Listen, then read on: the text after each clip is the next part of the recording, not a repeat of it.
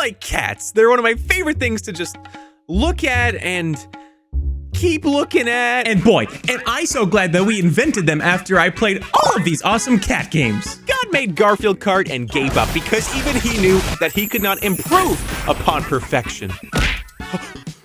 They made a sequel? I love you, Garfield.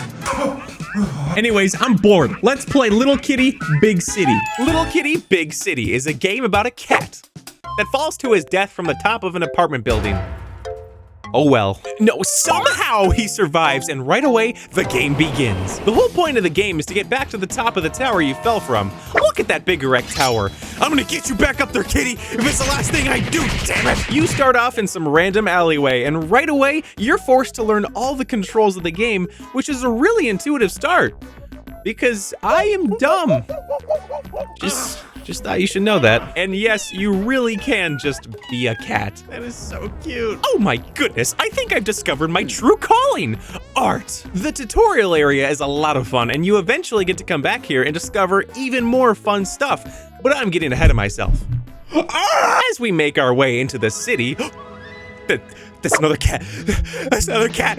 As we make our way back into the city and I'm greeted with a vast world to discover, a feeling from long ago comes back into my head, and one that I don't feel super often. If you've ever played Super Mario Odyssey, you'll understand two things. 1, Mario's nipples are a humongous turn on. And 2, jumping into a condensed world full of secrets, surprises, and things to mess with is one of the most rewarding gaming experiences you can find. There's just something so exciting about hopping into a little sandbox packed with things to do. What happens up there? How do I get there? How can I harass old ladies? Granny, the fuck away, Granny. Oh, no. I have failed. Even at the very beginning of the game, you find lots of super epic and sexy hats to wear. Oh yeah, just look at my style, baby. Style. Banana hat. Oh. Beyond collecting the ungodly amount of hats, it's a lot of fun to run into people and ruin their day by making them trip, stealing their food, or destroying their $1,000 phone. Wow. Great job, you stupid fucking cat. Now, that person has to finance a new phone because they're living paycheck to paycheck. You inconsiderate feline. For most of the game, I just walk around the city and find something that makes me wonder how I can interact with it in some way. Like the bird nests on top of buildings. Oh, this is great. Apparently, it's a quest to just take them down, but I didn't know how to take them down, and I really wish I didn't learn how to do that after I had already found all of them and left them untouched. Or how to get more shinies to unlock more cool hats. Or how to get into that building that totally looks like I can enter, but I'm shooed away like some kind of criminal or something. Don't know why they'd ever think that. Is there an achievement for hitting all the pots off the shelves? I don't know, but why would I not vandalize? And for being an indie game, quite honestly, I was expecting a ton of bugs, especially when it came to climbing everything around me. That looked like a nightmare, but I'm happy to say it really wasn't an issue. Or at the very least, it was such a non-issue and it never left a negative impression on me. There's a couple bugs on occasion, most of which are just entertaining, but I can't say a glitch was so bad it actually made me frustrated. I also loved the somewhat Metroidvania style of gameplay, which, if you're not aware of what a Metroidvania is, basically here's what it is. You start off weak, pathetic, and with hardly any skills, like an idiot. But over time, as you discover more areas and figure out more puzzles, your abilities expand and you can go even more places and do even more things. Like Instagram. I got a phone. Selfie time. Oh, perfect. To increase your stamina, the thing that allows you to climb for longer and reach more places, you have to eat fish. Every time you eat a fish, your cat's muscles get so goddamn big, he can climb Yosemite or some shit. I don't fucking know. So I increased my stamina, and then I found this really unremarkable spot. I don't know, I feel like there should be something here, but I've checked multiple times. There's nothing. Where are the things? Now, I want to clarify that the comparison I made earlier to Mario Odyssey and somewhat Mario 64 is in reference strictly to the layout of the map itself. It's not particularly humongous, and there are some areas that do feel strangely empty, but a majority of the map is just filled to the brim with secrets, side quests, and fun adventures that you just can't help yourself from playing for hours. Which is both good and bad because the game only lasted me 5 hours. And except for a couple of really tedious tasks I didn't bother pursuing, I pretty much did everything there is to do in the entire game within 5 hours. And this is what makes me feel so conflicted about the game given its $25 price tag. Now, credit where credit is due, the developers behind this game clearly have a lot of love for it. Probably because it's their only game so far, but that doesn't mean it's free from criticism from the guy who can make the best bowl of mac and cheese you've ever fucking seen. Doesn't that just look good? Is it fun to explore? Absolutely. Is it fun to interact with everyone and destroy everything you see like some kind of filthy vandal? Of course. Is the style and polish of the game incredible for a first-time indie studio? Without a doubt. But for $25, I'd be lying if I said I didn't want a little bit more for what I'm spending. Okay, so great timing. When I wrote this part of the script, there was no mention of DLC. However, the developers just recently announced a free content update showing off what looks to be like a new area and a lot more customization. Which is exactly what I wanted. So after hearing about this, I just decided to remove a bunch of the script where I complained about there not being enough stuff here. So go support them, buy the game. I hope that the DLC is great. All right, thanks, bye. Next time, I'm gonna do unspeakable things to you, Granny. Things I can't even show because I'll get demonetized. You'll see, Granny. You'll see. These streets. Oh, these streets. Let me tell you, a lot of people dream of becoming astronauts, doctors, or some other smart shit that I don't fully understand. But me? Well, I just decided the streets were where I belonged. It ain't easy living like this. I have to live in a peaceful neighborhood. I'm forced to live with a well-stocked fridge. And I suffer with a steady income. Hey Alexa, how do I get a loan to pay off another loan? To access a response, please pay the IRS $1,671,000. But these streets, they call me. Hello? Hey, it's the streets. Can you do construction on us? I wanted free healthcare instead. Stray is a game about a cat with big, luscious lips. Now, I already played through Stray when it first came out a few years ago, but for this video, I needed the footage, so I played through it yet again. The game starts off just like the last one. You're a silly little kitty, and you're just going about your business, and we're about to die. Okay, well, that was fun. Next game. Ah, wait. Silly me. Of course the cat survived from that absolutely insane fall. What was I thinking? No. He's dead. There is no way he is still alive. Damn. Wait, we're alive. And completely fine?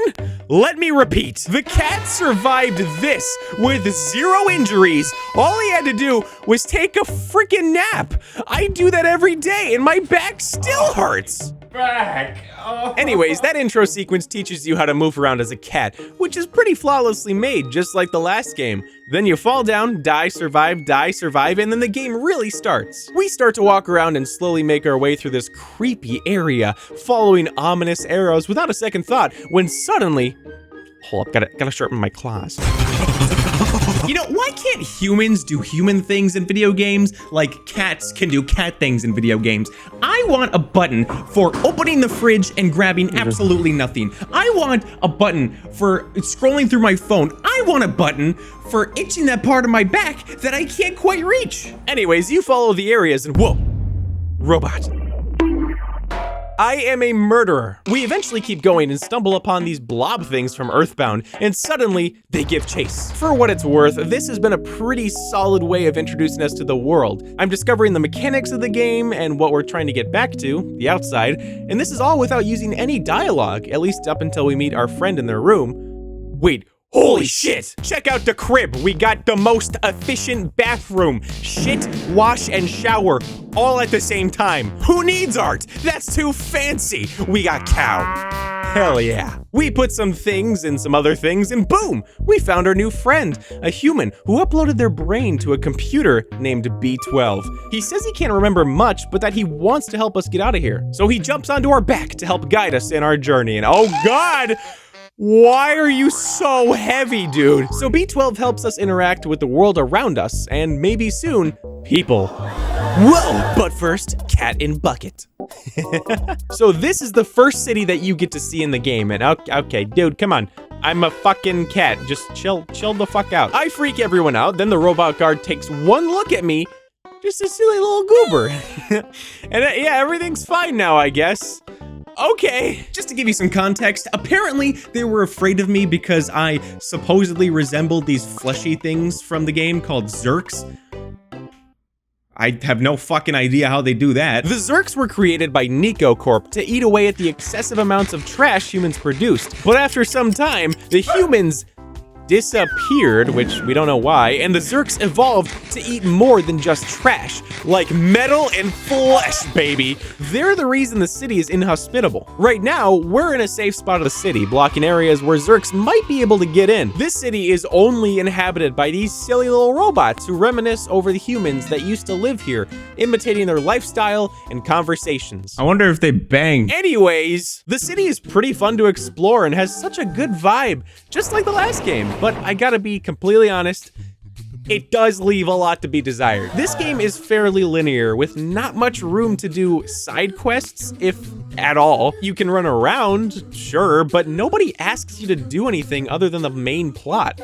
Well, except for a handful of puny side quests, but that doesn't really count. Now, the characters that are crucial to the plot have pretty solid dialogue, and they do feel really alive, which makes the game so much more enjoyable because I get to see their reactions and funny mannerisms. But honestly, a striking majority of the characters just say, "What do you want?" with no other option but to show them an item. Even if you show them an item, you just hear this same canned line that every other character gives you. What the frick? And sorry for the spoilers, but this game has a couple other areas, Midtown being the most extravagant of them all, and they've both got way more fleshed out characters. But for being the introductory area, I would have really liked to interact more with these guys and discover more about their personalities, or, I don't know, just help them get something done for fun. I don't know. But on a positive note, these vibes are to die for. This game went for a very distinct visual style, and the developers must have aped out because holy fucking shit, this looks good. I seriously cannot understate how beautiful this game looks and how much it absolves 99% of the very few problems I do have with it. Without giving away too much of the story, since I believe you should play this with minimal knowledge of the game, the ending sequence really does leave me with something to think about. And I still very much enjoyed this game a second time over. For being this developer's first game as well, they did an incredible job with it. It's well polished with bugs few and far between, the storytelling is pretty damn good, the controls worked exactly as they should have, and the gameplay was rather enjoyable. It sometimes even reminded me of the Batman Arkham games, which are a goddamn masterpiece. Also, this robot is breathing. I don't think that should be happening. Wow, what another lovely cat game. I wonder if there are any more that are equally as enjoyable on the way. Holy shit, it's fucking Garfield! Yes! Throw the last two games into the trash because we just found the best cat game. Scratch that, best game ever created. Wait, normal? Why is normal in the game? Screw normal! Never mind. This game sucks. In fact, it sucks so much that I think I need to go ahead and play it just a little bit more to double check and make sure. Yeah, it sucks. It sucks. Oh my god. A lot. Sure, John looks mighty suckable and the whole game looks nice and polished, but is there any soul behind it? I don't think so. The characters range from Nermal's bitch ass to big ol' lips lady to the cat that deals to me every Thursday night and who the fuck is this? A rat? So we load into a race and guess what? All you do is press the go button and occasionally you throw boring power-ups. There's practically no customization, no personality, just lasagna. Isn't that so funny? Because a cat wouldn't eat lasagna. I kid you not, the best strategy to win is to just pick a track with as little turning as possible, grab the fastest cart, and then just go. That's it. It's about as complex as Mario Kart World. But the worst part is that falling behind means you stay behind. There's hardly any rubber banding to get you back to the front. I hate this stupid game. Man, if only I could receive a brand new cat game released in March of 2025. Holy shit! Order 13. Yes, that's the name. Unassuming at first, I know, but I assure you, this is a cat game. Kinda. Right away we see our cat, and oh my goodness gracious, how cute is that? Look at his propeller hat. 10 out of 10. Or should I say, order 13 out of 10.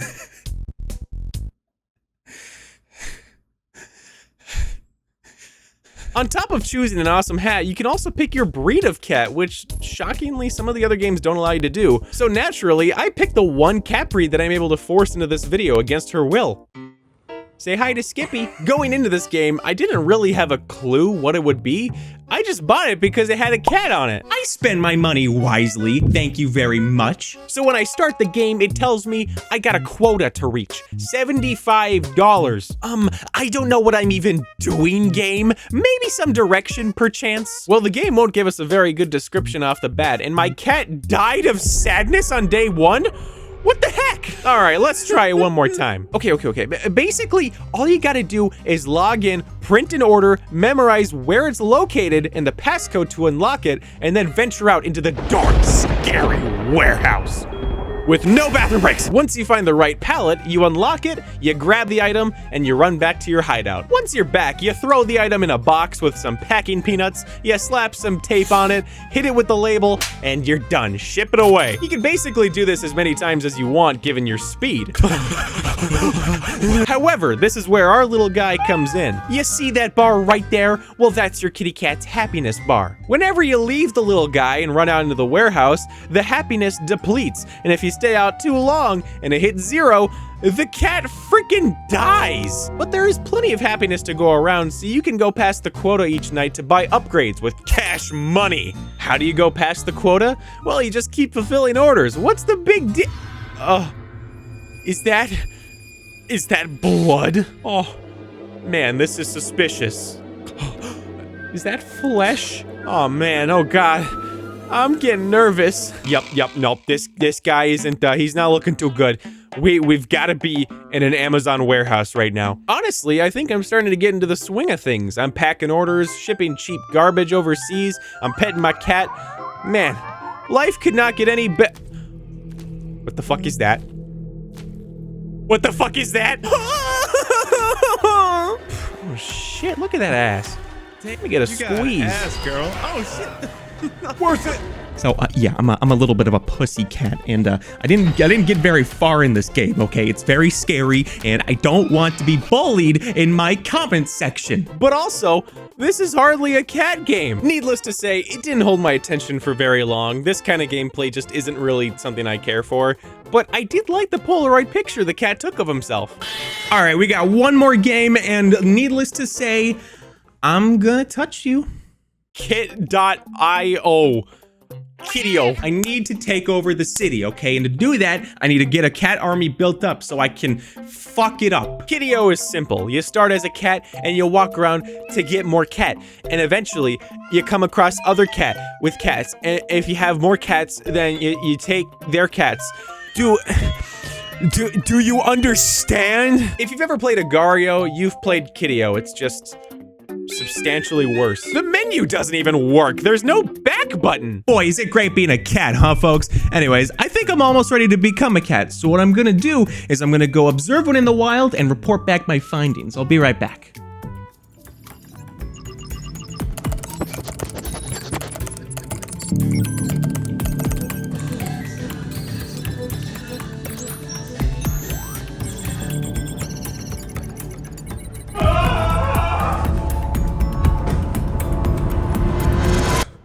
are gone. Wow, I cannot believe you wasted all of your time watching this, but thank you. If you enjoyed it, subscribe. If you've got money to burn, feel free to hit that join button to become a sexy channel member. Thank you, Cookie and Pocario. Man, if only I could. Okay, goodbye.